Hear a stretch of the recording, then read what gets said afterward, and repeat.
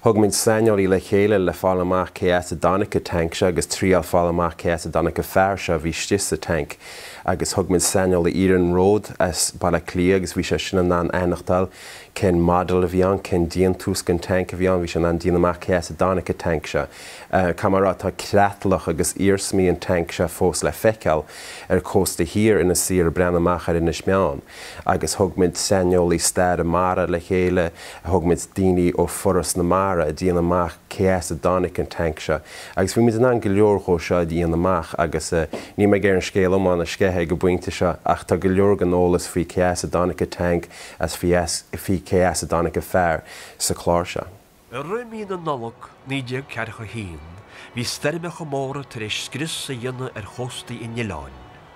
Nar I hiúne an aimsid chun na hilána amach a bailú raic.